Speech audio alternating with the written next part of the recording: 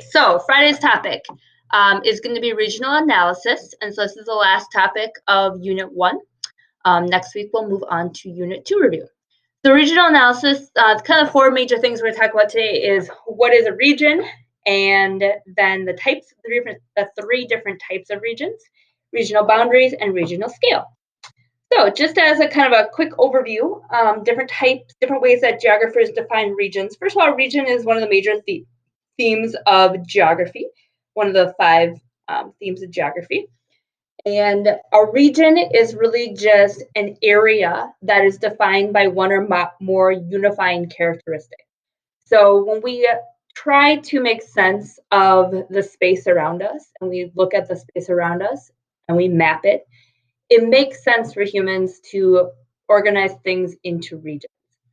And so regions are just defined by that one or more unifying characteristic. So it's multiple locations, multiple places that kind of determine that region. So there's three major types of regions. There's the formal, there's the functional, and then there's something called the perceptual or the vernacular region. We're going to get more into those in the next slides. But just know that regional boundaries are not exclusive. They definitely can overlap. You exist in more than one region at a particular time. And so they're fluid, they overlap. Some of them are mutually exclusive depending on that boundary. And we can talk about that as we get into the types of regions, but just know that multiple regions and they can overlap. And then the last part is that geographers apply regional analysis. So we apply this regional analysis at local scales, national scales, and global scales. So if you think about global regions, you think about like the Middle East or East Asia or Western Europe. Those are very global regions. But we can also take a look at national regions, so the South, the Midwest, and even local regions. So we could take a look at school districts. So we could take a look at regions that, of areas of wealth and areas of poverty. So we can apply regions to multiple different scales. So region in and of itself is not necessarily its own scale, but it is definitely something that could be applied at all scales. All right, so the first type of region is that formal region. And so a formal region has clear kind of boundaries, whether you're in or you're out. And so formal regions are united by one or more traits. However, these traits can be of multiple different types of traits. They can be physical traits, cultural, political, or economic. So probably the easiest one to think about is going to be that political trait. So when we set up political boundaries, boundaries between countries, boundaries between states, it is very clear whether you're in Minnesota or you're in Wisconsin. And so these are formal regions. Minnesota, in essence, is a political formal region. But they also can be physical regions. So the Rocky Mountain region, as you see over here, when you're in the Rocky Mountains, you are united by that trait of being in the mountains. And you kind of know when you're in it and you know when you're out of it. It could be a cultural region. So it could be a language region. So a region of the world where 90% of the people or more speak English could be a region. The Spanish-speaking region of the world, or an economic region as well. A second type of region is going to be a functional region. A functional region is probably the most difficult one to kind of understand. But if you think about that functional region, it's organized around a focal point. So there's kind of a center point, and the region around that center point is defined by an activity that occurs across that region. So if you think about it like a bike, the spokes of a bike wheel. So you got that center focal point in the middle, and then the spokes go out from there and they're connected by some sort of activity. So over here, we have the Jimmy John's delivery zone.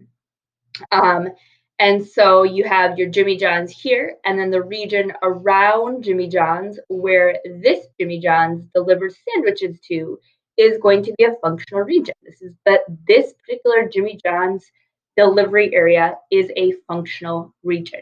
In fact, if you read the instructions, they determine their functional region by seeing how far they can get in 5 minutes, so it can get to you freaky fast.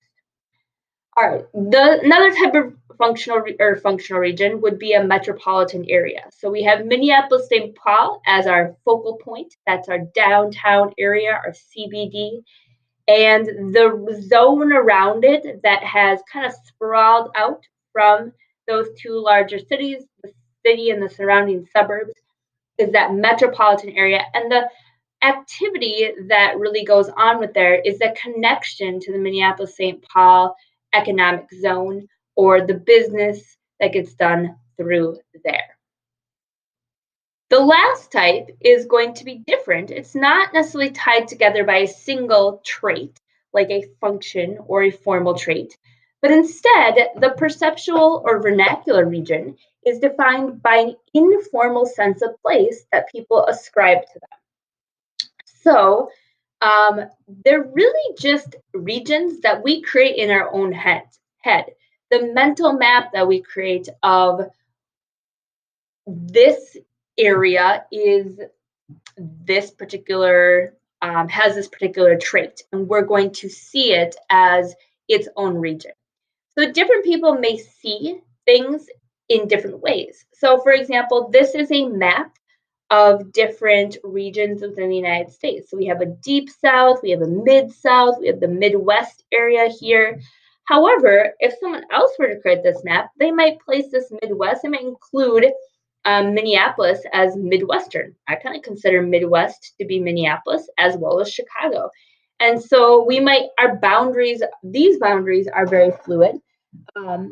These are going to they're going to be seen differently based on different people's perception. This map up here is a map of the regions that root for a particular NFL team. But once again, this is not very formal boundaries. These are perceptual regions, how people perceive the different teams. All right, so those are regions. If you have any questions, make sure to email me. Remember that you have an assignment due tonight, which is your Unit 1 concepts assignment. And hopefully you were able to start that. And definitely let me know if you have any questions before 3 o'clock today. All right, have a good weekend, and we'll start talking Unit 2 next week.